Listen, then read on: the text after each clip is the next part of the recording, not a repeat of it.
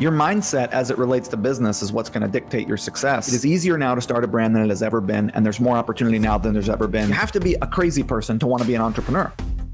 So 7 years, Ezra, it took you to become successful and make it profitable. I mean, I don't know how many people have 7 years of patience, all right? But can you expound on that point that you said right now, that you believe that it's always the same level of difficulty for all time?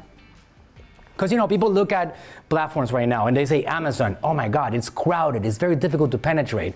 And they look at e-commerce, oh, there's so many brands out there, it's so competitive right now, and there's 1.7 billion beauty brands already. And why would you say that the same level of difficulties are always present? Tell me your thoughts on that. Every day that you're alive, somebody is starting a brand.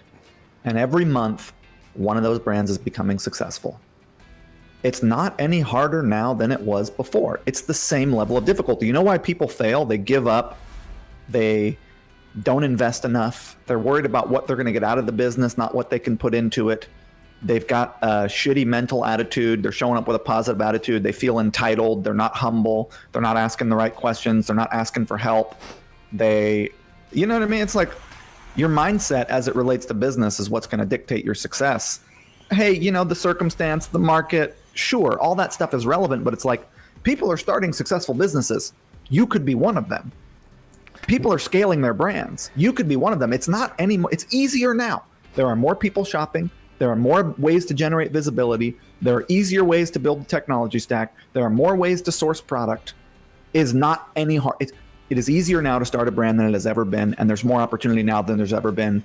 And all you have to do is get good at storytelling, product development, organization, advertising, sales funnels. Like, you've got to be willing to do what it takes to either hire the right help or acquire the skill sets yourself. That's never been easy. It's always been the same level of difficulty to learn that stuff. You were learning something a little different 10 years ago. Now you're learning something that's, you know, back when you got started, you were learning how to white label a product and get your Amazon listing live and run Seller Central ads and give products away for reviews and set up email lists. You were learning that shit. Now people are learning a different set of skills that is along the same line. Like, it's not any different than it's ever been. And this whole idea that it's complicated and it's too, you know, there's too many competitors. Like, okay, you were not cut out for this. If this is your attitude already, don't do this, because you have to be a crazy person to want to be an entrepreneur. The risk profile is fucking insane. So you've got to, like, hey, there's something to stability. There's something to having a job. There's something to knowing that you can show up and work 9 to 5 and at 5 p.m. go home and not have to think about your work anymore and collect a paycheck and get a 401k. Like, there's nothing wrong with that. That is a righteous way to approach making money, a righteous way to approach work-life balance, a righteous way to, that's righteous, man.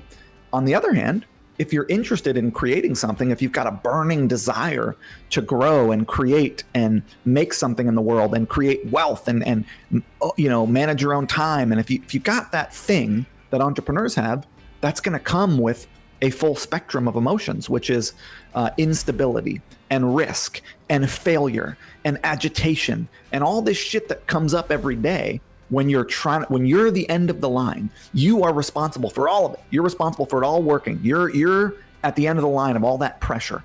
If you hire somebody, they're counting on you to pay them. It's like that level of intensity is not for everyone, and that's okay. And it shouldn't be. And it's like, if you're not up for that, don't fucking do this. And if your attitude is, oh, it's too hard, and you've only been doing it for 3 months, it's like, you are not cut out for this. And that's okay. I'm not saying that I literally am genuinely not saying that with negative judgment. I'm just saying, like, it takes a resilient person to want to play this game, and it takes a person who's up for a level of intensity, of fear, of anxiety, of pressure. But it's also, you got to risk it for the biscuit. And on the other flip side of that is, if it works, you get all the upside. You get all the downside if it doesn't. You get all the intensity when things aren't working out. Because the little secret about entrepreneurship is things are always going wrong and things are always going right. It's like you got both, you got a dichotomy, you got a duality happening at all times. And so I don't know what I'm talking about anymore, other than this idea that it's harder now is not accurate.